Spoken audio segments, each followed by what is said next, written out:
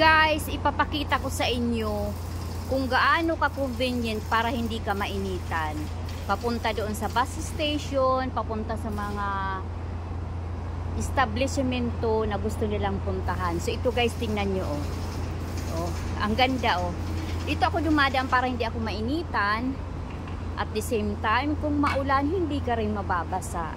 So, grabe kaganda dito. Very, ano siya oh, tingnan mo.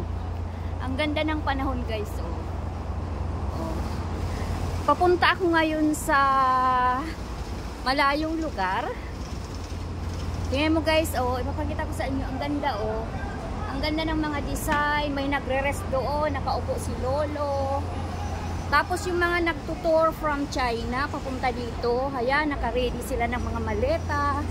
Dahil pa dadalaw sila sa temple ng sa mga Buddhist. Ayan, ang sasaya nila oh.